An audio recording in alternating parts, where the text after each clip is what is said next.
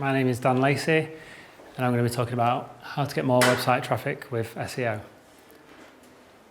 So, a little bit of housekeeping of my own. If you have any questions, feel free to ask during.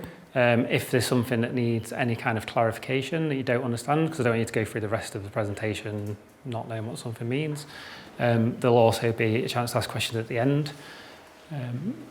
We are being videoed at the moment, and this will be available to you afterwards.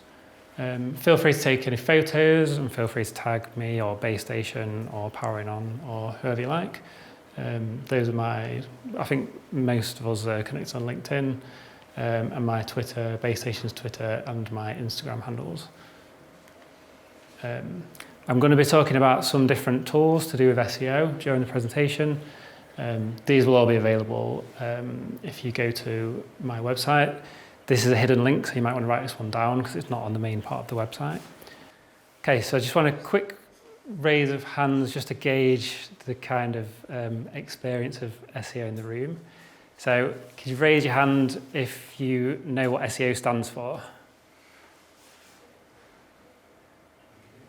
And can you keep your hand raised if you've kind of got a basic understanding of SEO, you kind of know what it is and a little bit about it? Okay. Keep your hand raised if you've done some SEO yourself, you've experimented. And keep your hand raised if you've charged money for SEO, you've offered it as a service. Okay, awesome. Okay, so what we're going to cover today, we're going to go over the basics of SEO and kind of a few different things, a few different pieces of a jigsaw which go into SEO. Those different aspects of it, I'll get into that in a moment. Different tactics and strategies. So kind of that's the way I see the difference here is tactics is kind of something that you do for kind of an immediate impact, and you can make a change to a website, you can like put some keywords in or something, and you know that'll kind of give you a boost in rankings. Whereas a strategy is sort of your long-term strategic approach, kind of a bit more planning around that, but we'll get into that a bit more as well. I'm going to go into a couple of different examples to show you how to do things. As I mentioned with the tools, there's a few different tools to help you out, and then there'll be a Q&A at the end. Okay, so a bit about my background, that's me. My first real experience with SEO was in 2008. It was in my first job after leaving university. I was in a marketing role and I was asked to do some SEO on a website, and I really liked it. And back then it was actually way easier than it is now. I think it was kind of a little well-known thing at the time. It was a lot easier to rank websites. You could use all kinds of sort of spammy techniques that you can't use nowadays. Just kind of listing as hundreds of directories, and there's all kinds of stuff you could do back in the day. Then I started my own marketing agency when I was age 24, shortly after that. Taught myself how to code. I kind of decided that I wanted to build websites, sell websites, learn how to do it. So I bought a big book, taught myself how to code, started coding websites myself. I was also offered SEO as an add-on service at the time. And then the agency kind of grew from there. It ended up, I had 8 people in my agency at the time. And then I was sort of doing the main pitches and that kind of thing rather than building the websites at the end. I sold everything and then moved to New Zealand kind of on a whim at 29, which was one of the best decisions I've ever made. Since I've been in New Zealand, I've had different marketing roles. I've worked in Auckland. So marketing for a holistic pharmacy up there. After that, I was a marketing consultant for a while, working with small businesses, doing kind of different aspects of marketing. More recently, I was a marketing manager for a tourism company down in Queenstown. And then since about a year ago, I moved back to the Bay, and I'm fully focused on SEO as an SEO consultant. Okay, so why are we doing this, and why are we here? The aim is to get higher rankings and to get more traffic, basically. You want to get the right kind of traffic. You want to get traffic that's relevant to you. But at the end of the day, that's what SEO is. It's optimizing your website so that more people can more of the right kind of people can find you easily in Google. Can I have a quick raise of hands? Who's got their own website here that they're looking to optimize at the moment? Yep. Okay. Even if you don't, it's the good things to know for when you do set them up. If you kind of have a little bit of knowledge about this when you're setting up a new website, it makes the whole journey and whole planning of your website much easier. So the key metric for your website is domain authority. So this is a number out of 100, which is basically how well Google sees your website, how much authority you have. And that's a number that you build up over time. So any new website will start at 0, basically, and you kind of build up on this at the time with how much effort and work you put into your website, how many backlinks you get to your website, how popular it becomes. So, for example, Facebook, LinkedIn, they're in the 90s, but a brand new website is 0. For a normal business, you might have sort of 15, 20 in the 20s, a well-established one might be 30s, and it gets harder to get up the numbers as you go on. Okay, so why SEO? There's a lot of things you can do in marketing, a lot of different strategies, different channels you can go through. Why SEO? So it's a long-term strategy. This is one of the reasons why I like it. If you always worked on long-term strategies and you always worked on short-term strategies, the long-term strategies are going to pay off better in the end. In my humble opinion, you kind of need a mix of both. But so it's a long-term strategy. It's not, you just make a couple of changes and that's it. You can get some immediate gains, you can get some quick wins, but it's definitely playing over the long term. Organic traffic is high quality. It's people who are naturally searching for your website, for your services, for the things that you want. It's generally speaking going to be a lot higher quality than ads or than social media traffic. Your social media traffic can be quite passive. Ads can be a bit less trusting, a bit less high quality. Generally speaking, the highest quality traffic you're going to get to your website is going to be from email. If you've got an email list, because they're already quite well warmed up, they already know you, they've already been happy to give you their email address. But SEO is the next on the list. Works well as part of a multi-layered strategy. So what I mean by that is if you're doing other things in marketing as well, so if you do have an email list and you are active on social and you might be running a few different campaigns, then this works really well. It's a bit harder if you're just solely reliant on SEO, unless you're really well established. It can be difficult because it's not something that you just kind of flick a switch immediately and it starts working. And how it fits into that is, so if you start getting people to your website, they're not always going to be ready to buy right now. So if you can get the email address and keep in touch with them, or send them to a different part of your website and kind of have a few different things going, a way to keep in touch with them afterwards, it works really well. When it does start working, it's like turning on a tap. So if it's a brand new website, you're probably going to get no organic traffic to start, but then you kind of work at it, and you'll hit a point. And when you start getting a lot of traffic in and things start working really well for you, then it'll just keep working. That's another one of the reasons why I really like it. It's not like ads where you have to keep constantly paying for it. And if you stop paying, the traffic stops. You could get to a point with SEO and then, you might not do anything for a little while and it still keeps coming in. I recommend you do keep up and maintain it, but it's kind of how it works. Okay, so there's 4 major aspects of SEO. I'm going to talk about these briefly now. So technical SEO, this is kind of the back end side of things, back end of your website, it's technical setup. Keyword research, so figuring out what people are searching for. Your on-page optimization, so setting things up right on your website, putting your keywords in there, making sure Google understands what you're trying to do. And then link building, also known as off-page optimization, so getting people to link back into your website. Can I ask a question on the bottom two? Yeah. Sorry, I'm a dummy when it comes to this, but we've got a Shopify site, and when you set up each page, at the bottom, it's got all the links with keywords and stuff you can use for search engine optimization. Is that basically what you're talking about with number 3?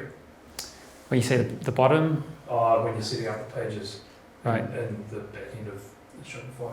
So, And what are the head? What do you mean? What's it called? don't worry. We go on and probably come to it anyway, so that's fine. Okay. Yeah.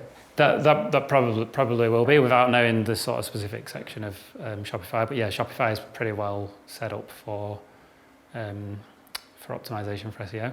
I'll go on to that very shortly actually. If we know how to do it properly. Yeah. Cool. So yeah, technical SEO. So a light overview because it can get quite deep and quite in depth. So which CMS?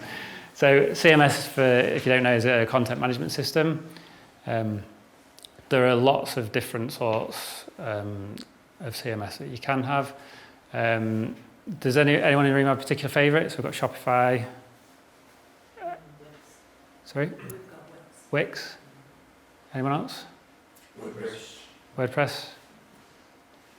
WordPress, yep. You got Wix? Yeah, awful. I'm not a fan of Wix myself. I really don't. I just find it really difficult to use. I think they've done some really great advertising, in my opinion. They've done a lot of TV advertising and get a lot of people signed up that way. But personally, when I get in and try to use it and kind of do anything, it's I find it quite difficult. WordPress is my personal favourite. That was what I used to build websites, and I just find it really flexible. If you were going to set up your own new website, I think for like 99% of small businesses, I would recommend WordPress. And that's partly because it's really flexible. There's so many plugins that you can add on top, most of it which are free. Also, I've seen this time and time again where companies will get kind of fancy websites with customized CMSs. Laravel is a particular one. Silverstripe can be another. So if an agency or whoever, web design company, will design a certain kind of website, and then for whatever reason a company wants something changed or wants to move to a different web design company, if you get something that's highly customized and specialized, that can be really difficult. Whereas WordPress, you can just get something designed, take it over yourself, or build it yourself with a theme if you feel comfortable. I also really like Shopify. And I really like Silverstripe as well for sort of higher end, bigger companies and websites. If you have your own developer, that can be really useful. What about MailChimp and their sort of move into website building? Yeah, it's an interesting one because I used to use MailChimp quite a lot for email marketing, but since they have moved, I've kind of gone off them, so I've not delve too much into the stuff that they're doing because they seem to be trying to do everything now, right? So they're becoming a marketing automation on the back of pretty awesome email engines. Yeah. So personally, I use MailerLite myself at the moment. So I can't speak too much to the kind of stuff that MailChimp are doing at the moment.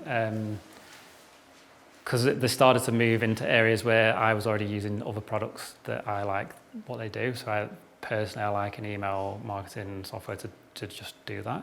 So I really like MailerLite, but yeah, you probably know more about it than me by the sounds of it. So moving on, track everything. This is usually the first thing that I like to do if I start working with someone, and I recommend that all of you do it as well. Has anyone got Google Analytics set up? Anyone not? Good. So basically, if you're moving forward and you're making changes, particularly with what I do with SEO and kind of marketing in general, you really need to be able to track it and see what's working. See what's coming in from different channels, and goal tracking goes hand in hand with that as well. So that's vital to set up. You can be getting different kinds, and this is where you can tell when I speak about high quality traffic coming from organic. You can really start to tell when you set up goal tracking. So that's where it will detect, if people buy a product on your website, or if they use a contact form to contact you, or they sign up for your email list, and all of those types of things. Okay, So I'm going to give sort of 3 tips on technical SEO as well, things that you should get set up.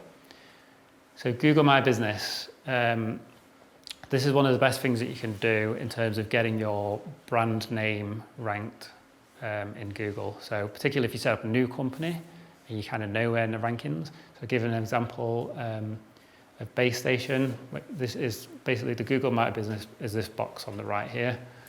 And what you'll usually find if you set up a brand new website, you're kind of not ranked. Set up Google My Business, get your first 5 reviews as quickly as possible. Seems to be a magic number 5, and then you kind of really quickly shoot up to the first page of Google. And if it's a non-competitive name, then often you'll get into the top 1 or 2 quite quickly. But it's just a really good way to talk to Google and to make sure you get ranked quite quickly. Okay, 2, still see websites that don't have sitemaps. If you don't know what a sitemap is, it's basically a blueprint of different pages on your website. So it tells Google what web pages on your site you want to list in Google. It tells it a little bit of information about those pages. If you don't do this, you're making Google guess what pages you want listed, and it's just best to not do that, because then you're kind of hoping and relying on them to get it right, and it doesn't always work that way. So you can easily check if you've got a sitemap. One of the ways is you can just, if you type in your website URL and then go /sitemap.xml, most sitemaps will come up with that. Or you can just Google sitemap check, or does my website have a sitemap, and put your website in, and there's hundreds of different websites which will tell you. If you're on WordPress, which it sounds like a few people are, you can set up a plugin called Yoast SEO. There's a free version of this, which is really nice and pretty easy to use. It also helps you do a few other things, putting in meta descriptions. But one of the things it does is sets up your sitemap for you. And then if you register on Google Search Console, which is another free Google tool, basically you just link it up with your website. And then if you see down here, it says add a new sitemap. Basically, you put in the URL for your sitemap. You can see mine was last submitted in November 2019.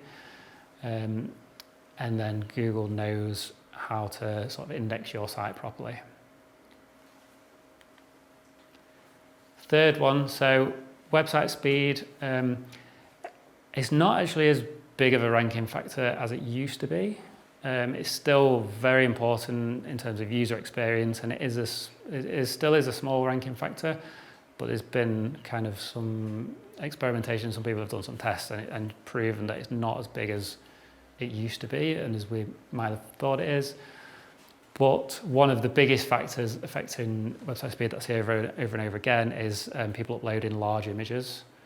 You can get plugins on sites like WordPress that automatically compresses all of your images, or equally, this is a free website, TinyPNG, and this is on the URL I mentioned earlier as well as the other tools are. You can just upload your images for free really quickly and easy, and then it just compresses them to a fifth or a tenth of the size. They look exactly the same, but they're much smaller. And this, generally speaking, if you haven't done this before and then you do this, this will reduce the speed, the page load time of your website massively. Okay, so moving on to keyword research. So finding the words that people are searching for. Right, why is this important? So it's really vital preparation. So it's just doing the work up front so you know what people are going to be searching for. So before you go in and make changes on your website, or you kind of guess, you think people are going to search for this or that. But if you don't do it, then it's kind of putting your effort into the wrong areas, because you can try and move your website forward and move it along, or try and rank it for certain keywords. But if people aren't searching for those particular keywords, it's kind of a bit of wasted effort. So put that effort into the right areas. You know up front, you know that people are searching for these, so you know when you're trying to push these pages and rank for them, that people are actually going to search for them, and when you do get ranked for them, people are going to find you. Subtle changes can have a big impact. So people could be searching for the exact same thing, but just use one word difference, and it could mean the difference between thousands of people searching for it or a couple of hundred. And that's why it's really important to do this up front. Content planning as well. So with keyword research, you'll often find some keywords for your business in general, but also a lot of keywords for related topics around your business that you might want to write blog posts on, create some content for. So generally speaking, when I'll do this, depending on the company, but if they do have a copywriter and they want to produce some content, we can do like a year's content plan. We can get all sorts of stuff planned out from this and know that if we rank for certain words, then people are going to find them. And then that's where your kind of multi-layered strategy comes into play. So, people come and find your content, then they might be led onto another article, and they might sign up for your email list, and they get to know you, and then a bit later down the line, you send them an offer or whatever. Okay, so to do this, find a tool you like. This is one that I like. It's called KW Finder. And again, you can find it at that link. So, and if you go through there's a free 10-day trial as well, if you go through a link on my page. So basically, this allows you to search for any kind of, this is where you do guess, so you guess at what people are searching for. You can target it at a specific country. It depends on, if you're New Zealand based, if you're international, US, wherever.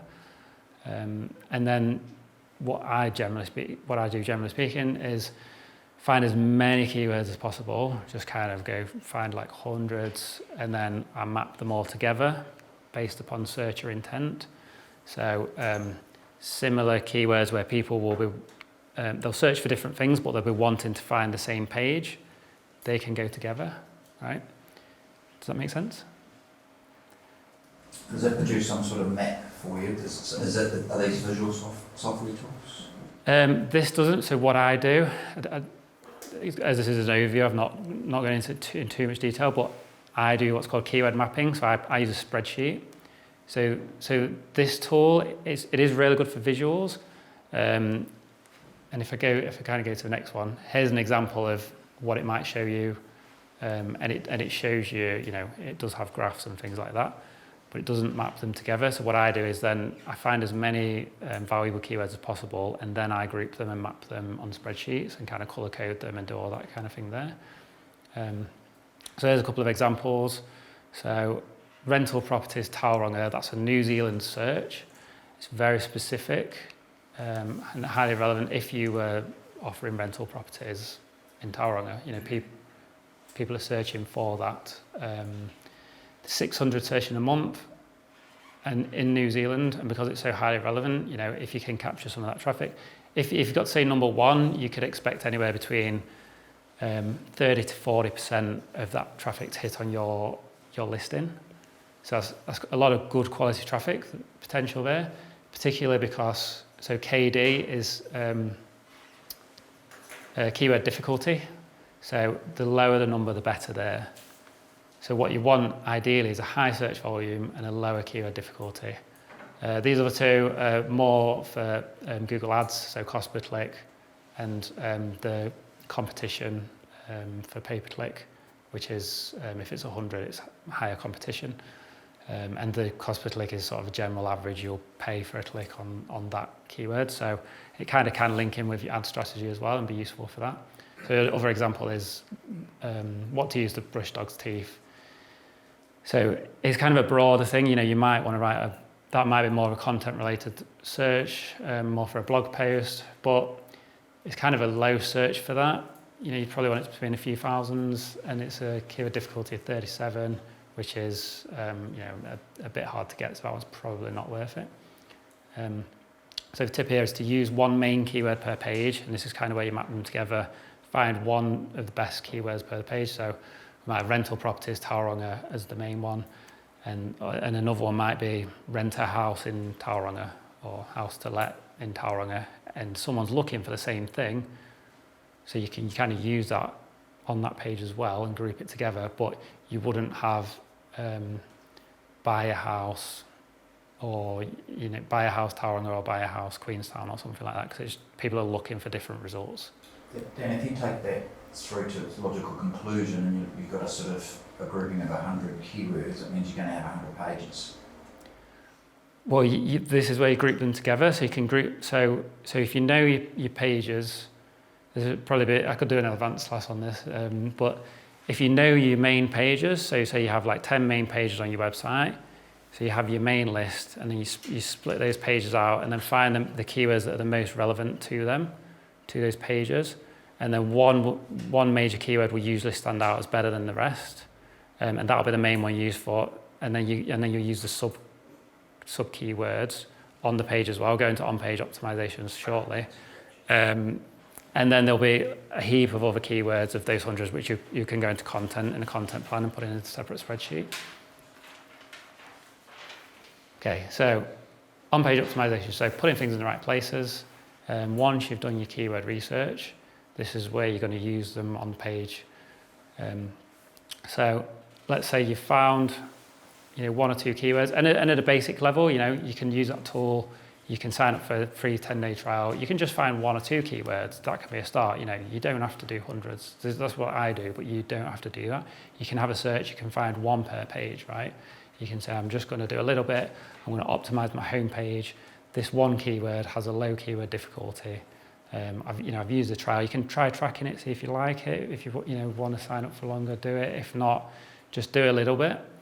And then what you would do with that keyword is make sure it's in your H1 your H1 tag, your main keyword. H2 tags, you want sub keywords. So basically that's the main heading on your page. So this is how it looks on my website. So this one right here, your H1 tag. And then your title tags, which is at the top of the page, which is this one here. So keywords that I'm going for, the main one is SEO consultant, and I'm also going for SEO consultant Tauranga, which is a much less searched keyword, but it's really highly relevant. Have it in your main copy as well. So it's really good to get it in as early as possible. You see I've got it in the start here. If you can get it in the first couple of lines, it's really beneficial. I've got it in again a couple of lines later. So this is just all information that you're giving to Google, that this word that people are searching for is associated with your page. Have it in your URLs as well for your services pages and things like that. I wouldn't, if you've already got your website going and you're getting some organic traffic, I wouldn't go changing any URLs sort of ad hoc, because it can go wrong. You can lose traffic from doing it as well. You have to redirect traffic properly. And if it's kind of there or thereabouts and well established, I'd leave it. But if you have a brand new website, then you should absolutely have your keywords in your URLs and URL extensions. Having it in your image alt text as well is a really good idea. You can use it in your anchor text as well. So it depends. I've not got an example here, but so when you're linking between pages, so say here I've got a get in touch page. I'm not targeting anything on that page, so it just says get in touch, links to the contact page. But from another page, from a blog post or another services page, if I want to link to my homepage, I can use SEO consultant in that text. And that's a really good way, again, to tell Google that that's the kind of search term that's associated with that page. Okay, so now we're looking at link building, which is the art of getting others to link to your website. So this is where a lot of people I think get a bit stuck, or kind of don't know what to do, or don't like reaching out to people. So it's important because it is the biggest ranking factor. So the other stuff is important, and the other stuff is kind of, in a lot of ways it's pre-work to get to this stage, but it's basically other websites that are voting for your website. They're saying, we like this website enough to actually put a link to it on our website. And that's very important, especially if it's a really good quality website and it has a high domain authority, which is the term we talked about earlier. So if you can get some really good links from some really good quality websites, that is going to go a long way to helping you jump up the rankings. And particularly if you've already sort of optimized your page for the keywords which you know people are searching for, And then you can get these links in if you can do it with some of those keywords in the anchor text, like I talked about again with the get in touch. If that has the keyword in it as well, or a similar keyword, that's really powerful. It's also important for referral traffic. So, people linking to yours is great in terms of SEO, but a lot of people forget about referral traffic, which is basically people actually click on the link and then go to your website. And that kind of gets lost quite often. But if it's a good website, people are clicking through, it can lead to sales and some good quality traffic there. Okay, so here's an example. This is one of my clients I started working with recently in March. So this is a keyword that we're going for. 6,500 per month, highly relevant keyword to their business. So you can see right around the 1st of April, we did some on-page optimization. So before then, it was nowhere, like over 100. Do the on-page optimization, you can see it gets a jump. This is kind of a classic way it works. And this is just spending a couple of hours a month on this website. So it's not a lot. You can definitely fast track this if you put more time into it and you really go for it. But so we do the on-page optimization, we'll get a jump. That's your classic. You'll usually get somewhere in the rankings, maybe somewhere between 50 and 100. Then right around 1st of May, did some internal linking, which is what I mentioned with the anchor text there.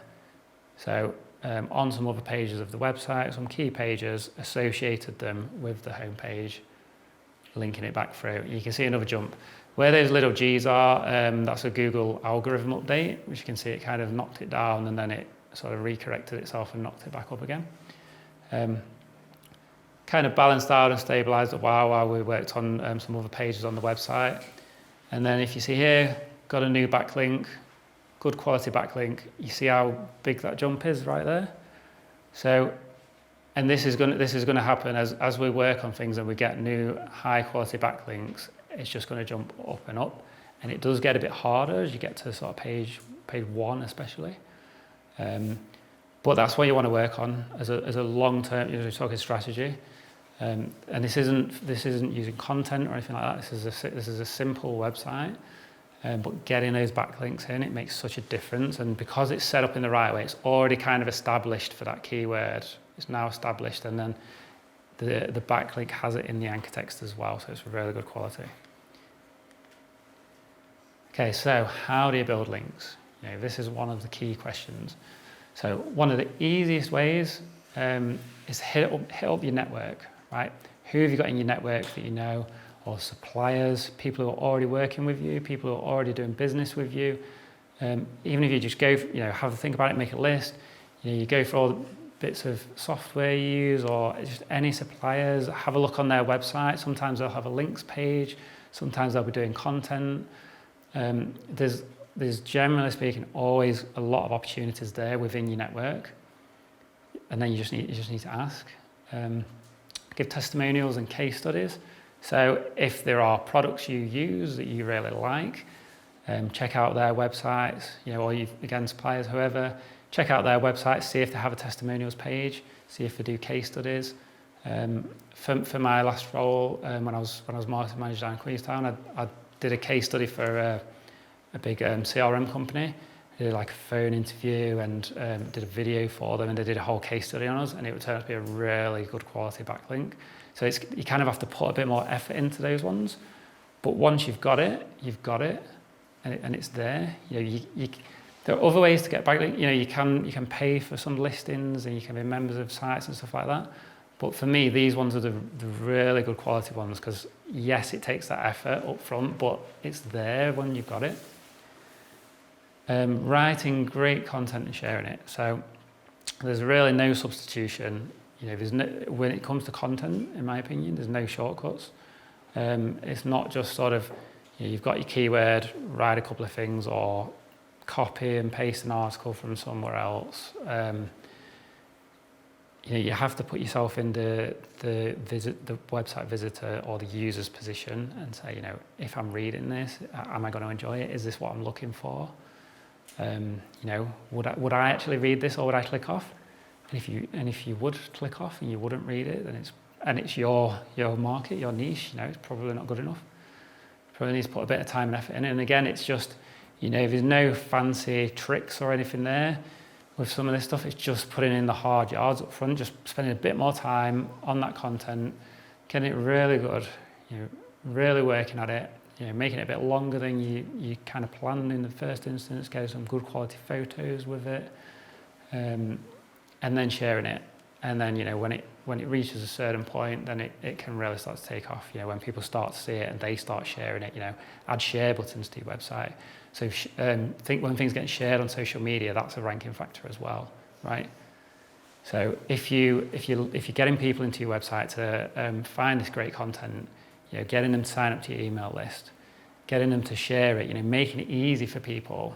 So you've got those share buttons on there, they start to rack up. It starts to raise.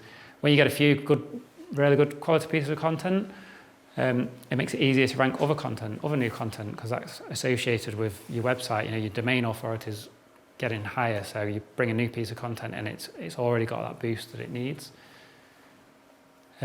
Guest posts. So find websites in your niche. You may know some already, but find websites in your niche that are already doing guest posts, or that you can approach and ask if they would like to do a guest post. Would they like to work with you on a collaboration of some kind? And then you provide some content and they provide a link back to your website. It can also work the other way. If you want to rank for something on your website, rank for a keyword, you can ask someone else to write it and say you'll link back to their website. That's another thing actually. A lot of people think with SEO, if you link out to other people's website, that it has a negative effect on yours. That's not true. In fact, the opposite is true. It has a positive effect. If you link out to good quality websites, it has a positive effect on your website, because you're being associated with that website then. If you start linking out to spammy websites, then you'll get associated with those as well. So that goes both ways. And just ask for them. You just have to ask. A lot of what I do is just finding opportunities to get backlinks and just asking for them. And sometimes people say no, sometimes people don't get back to you, but a lot of times they do. So you just have to ask. Okay, so there's so many different strategies. Which is the best? Well, the best strategy is the strategy that fits you, in my opinion. You don't have to do it all, and it does depend on your budget. I'm not going to say hire a copywriter, hire an SEO consultant, get a fancy website, do this content strategy, do that. It just depends what works for you, because you have to be able to do it and it has to be sustainable. And a different type of business in a different niche area will need to take a different approach from another, and what fits you and your style and your personality. If you hate writing, then don't plan to write 50 articles in the next year. If you love recording videos, you can adapt and do a YouTube SEO strategy or something. Just build it around what works for you. That would definitely be my advice around there. And you can always tweak it. If you start out small, do a little bit yourself, do the high level stuff, one keyword per page, whatever, and then plan to build it out in a year or whatever when your budget's higher. So a couple of different examples. So if you have a small, simple business, saying there's no blog or anything like that, depending on what market it's in, you might find some really good listings websites. Kind of try and stay away from the sort of spammy directories. There are some good quality directories, and there are like blogs which do features on these kind of sites and niche businesses that you can try and get listed on and just reach out to people. E-commerce, so especially if you've got a few products, you really want to go heavily into product optimization.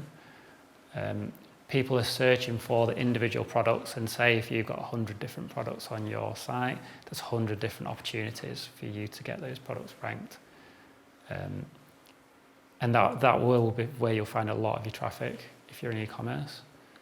A blog content approach, if you've got those certain kind of keywords, the kind of higher level keywords, where people aren't ready to buy but they're looking for information. This is where you want to get people to your website. You want to find the keywords with high volume search, but when people are looking for information to come to your website. Please try again in a moment. Oh, good. Yeah, so this is where you want to get people to come into your site to find information. The content is that good that then they want to stay. This is another reason for good content. If they find your website and it's rubbish content, then they're just going to leave and not come back. And that's a poor rank. That's a poor indicator to Google if people bounce off your website quickly. So this is where kind of a long-term strategy approach comes in. You work at really good content and building it over the long term. And kind of importantly, just small steps. Just keep moving forwards. It is a long game in a lot of instances, and if you have an opportunity to get a backlink or here and there, or do a little bit of on-page optimization, just tweaking things here or there, just do it as you go, and the slow sort of steps will really help you make a big difference going forwards. It does take a while because Google tends to not trust brand new websites, especially the algorithms aren't as bad these days in terms of that, but there used to be ways that you could kind of like hack the algorithm in a way, so you could jump to the top. But then usually, Google would figure things out, and then you might get just kicked off the listings or the rankings altogether. But yeah, just taking small steps. Just keep moving forward. Just keep doing a little bit at a time. Okay, almost finished. I've got a Q&A coming up shortly if you've got any more questions. So be thinking of those now. So if you did enjoy this workshop, I think most of us are connected on LinkedIn, but if you wouldn't mind, there's no obligation, but if you wouldn't mind endorsing me or recommending me on LinkedIn, I'd really appreciate that, particularly for the SEO part. I have a weekly newsletter called Strategic Sundays. So I just send out one email a week, every Sunday, which is usually to think about one kind of strategic idea to think about for the upcoming week.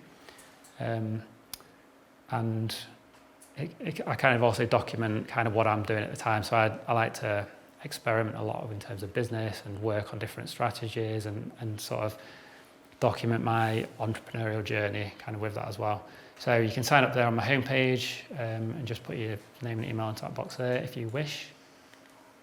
And I'd just like to say thank you. So there's my social details and my email address. I do have some business cards as well somewhere if anybody wants one. If you are thinking of working with an SEO consultant, obviously there are others around. Be happy to speak to anyone who is. Feel free to kind of look around, and hopefully that's giving you a bit of knowledge. If you do want to go looking for someone. And that's it. So if there are any more questions? No? Yeah. Where can you get your ranking free for domain authority score? Where can you get your... Yeah, because there's tools that sort of, can give you the scores out of 100 and stuff. I was just wondering, where you can get it for free? Yeah. I know you there's tools you can pay for. Yeah. But where do you get that score out of 100? So if you sign up to that's the one I use, the KW Finder. There's another tool in there there's 5 tools, and there's one called Site Profiler, which is what I use. So you can always go in and just get the 10-day free trial. And the other tools in there are, there's one to monitor your rankings, one to find backlinks from your website or competitors, which is one of my favourite things to do, and to also view general sort of ranking previews. To get it for free, Corey, you know of a website, I think. Yeah, I can't remember what it's called. I think it's Site Checker Pro. Yes. I think I've got about 3 I use which are free, and they give you the same number as Ahrefs.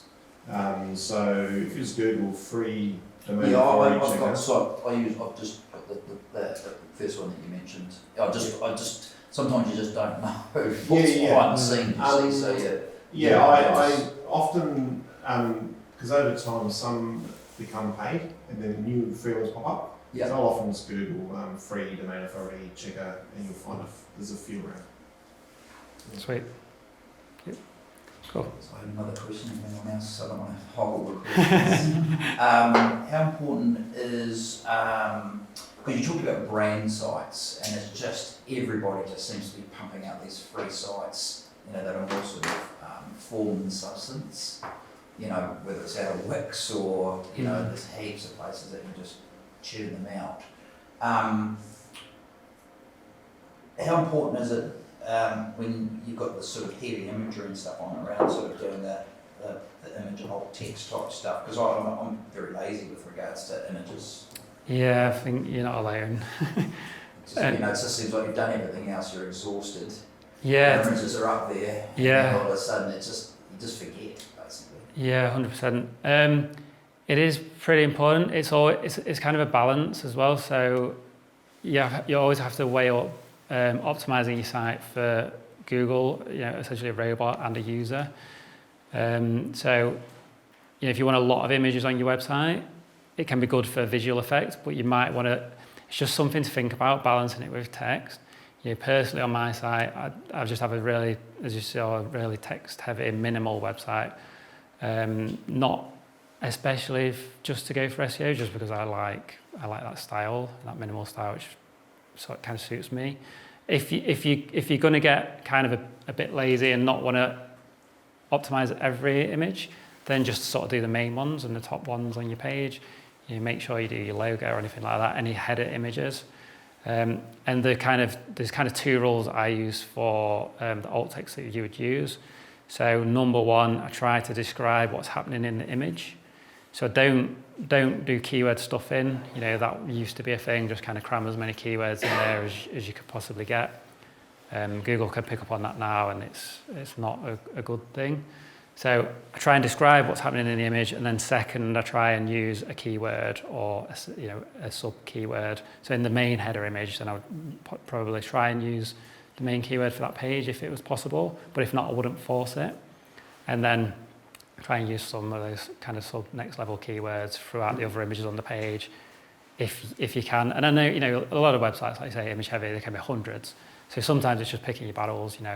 If you're going to optimize every image on any one page, I would go for the home page, and then outside of that, go deep on the home page and then kind of go wide in terms of any kind of header main sort of images on any of the other pages, and then probably not worry too much about the rest if you're kind of not inclined. It's kind of like saying about picking your strategies. If you really want to go hard out on it, you can. Otherwise, just sort of choose what works for you and do the sort of easy, quick wins, low hanging fruit. And sorry, last question was just around any sort of useful tips or resources for Tauranga local businesses, because we've got this wonderful world where it's interesting in the digital space, but most there's a lot of businesses here, a lot of small businesses that are hyper local. So are there any kind of really good, talk about directory services, or are there any sort of top three that we should be trying to sort of backlink to or optimise, or? I can't give you specifics on the top of my head. It is something I've been working on lately. I've got a couple of links from those type of sites. There's a few that tend to be membership sites, because this is something I've been working on. So you kind of have to be a member,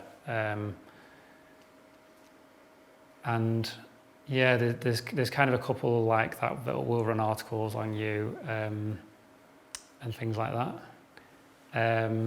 But yeah, I can't give you any really good ones off the top of my head. I've got a couple lately, but I'm not confident enough to sort of put them out there to the world. The only point I sort of make around that is SEO seems to be getting quite localised. Obviously with your browser IDs and all that sort of stuff. So if you search in Tauranga and if you do business up in Auckland, you get different types of results, which is obviously amazing for local businesses. So I was just wondering if that was something you're aware of, or it's been around for a while, because I only just noticed it the other day. Yeah, totally. I can email you a couple if you like. I'd be happy to do that. But totally on the local search. And again, that depends on your business, because work with people who want to go international, and then you might, have your main customer base in the US and be optimizing for that, but also want to appeal to Australia, New Zealand, and then the opposite end of the scale is 100% local. And those kind of keywords are a lot easier to get for, like the example we saw with the real estate one, Tauranga, add Tauranga to anything. It's going to be lower search, but super sort of highly focused, and people are going to be much more likely to be interested. Cool.